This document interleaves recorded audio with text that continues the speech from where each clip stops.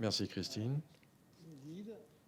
En effet, je m'appelle Michel Pollack, je suis le directeur du comité scientifique de l'IFCA et je vous parle de Paris aujourd'hui, en France. Et je veux vous remercier, comme l'a fait Christine, d'être là à nos côtés. Et nous avons pratiquement 50 pays connectés aujourd'hui avec nous. Je vais développer un petit peu ce que Christine a dit par rapport à l'IFCA. C'est ma tâche aujourd'hui. Il s'agit d'une grande réalisation, l'IFCA. Nous avons fondé la recherche avec l'ESPE, European Society for Pediatric Endocrinology. C'est une joint venture. Et IFCA fournit 250 000 € pour financer des projets tous les ans. Et en plus de cela, AFM Téléthon donne 100 000 € de plus pour des thérapies cellulaires et géniques, ce qui fait un total de 350 000 € par an en soutien aux meilleurs projets de recherche clinique ou expérimentale en relation avec le HCS. Depuis 10 ans maintenant, l'IFCA vise à donner un soutien très fort à la recherche visant l'amélioration des connaissances sur le HCS et la qualité de vie des patients. C'était fondé à Paris il y a 11 ans maintenant. Et en total, dans les 10 premières années, ça fait maintenant 11 ans, on a financé 37 projets pendant ces 10 années et 10 appels pour propositions. La sélection des projets, c'est très rigoureux. Les projets sont basés sur les conseils du comité scientifique, ce qui est un mélange de cliniciens, de scientifiques en provenance de la pédiatrie et les médecines d'adultes et d'endocrinologie. Je suis président de ce comité. Je suis basé sur l'hôpital Necker à Paris.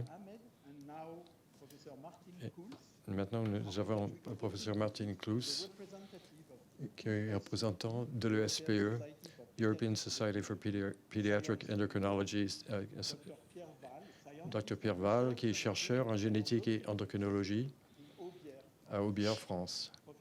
La professeure Anna Lobier-Biazon, pédiatre, endocrinologue à Freiburg, en Suisse. Professeur Stefan Bornstein, de l'Université de Dresde, en Allemagne, et le professeur Anne Bachelot, endocrinologue pour adultes au sein du groupe hospitalier Pitié-Salpêtrière à Paris.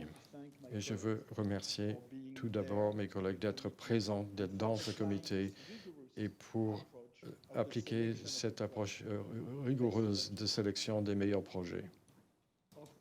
Évidemment, nous recevons des demandes de plusieurs pays. Il y a 21 pays qui ont demandé des financements de projets, mais il y en a d'autres qui arrivent, des pays qui ne sont pas encore représentés, sont encore en attente. Donc, il faut bien concevoir vos projets, projetés,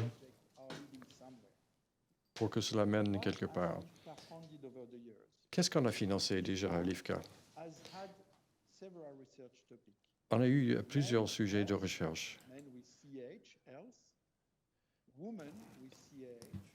Des femmes et des hommes avec HCS, des innovations dans la thérapie, des traitements pharmacologiques, mais également une focalisation sur la thérapie génique et de rassembler les acteurs. Et il n'y en a pas tellement dans le monde qui travaillent sur ce sujet.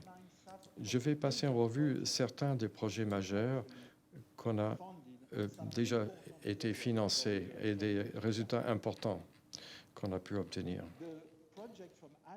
Les projets d'Anne Bachelot sur la fertilité et la grossesse pour guider les femmes enceintes qui a Et on va en parler de ça dans la première présentation de ce matin.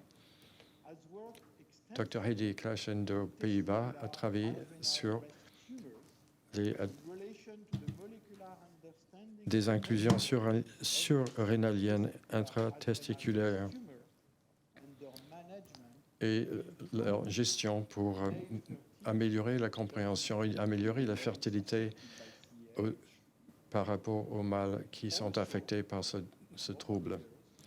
Pendant des années également, il y a eu des traitements innovateurs. Par exemple, Dr. Di Chan, qui va parler tout à l'heure, a également trouvé de réduire des excès dans certains traitements.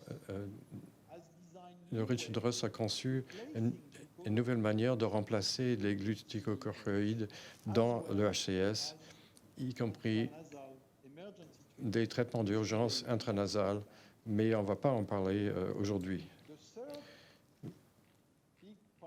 La troisième partie a été déjà de promouvoir la recherche pour l'avenir, pour les nouvelles stratégies curatives pour le HCS, pour que les thérapies puissent être mises en place. Donc, ils sont financés pour mieux comprendre la différenciation des cellules souches, c'est-à-dire on parle de thérapie régénérative, pour utiliser la production de cortisol et aldostérone,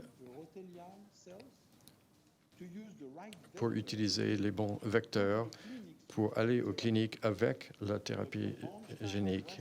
Et Dr. Stefan Bornstein, Rusty, Still, Brio et Babo ont été financés par l'IFCA pendant des années pour faire justement cela. Le crowdfunding prend sa place, bien que cela soit provient pour 20% de l'AFM et des donations financent 73%. Les coûts de gestion sont un minimum de 3%, donc 97% du fonds IFCA vise les chercheurs.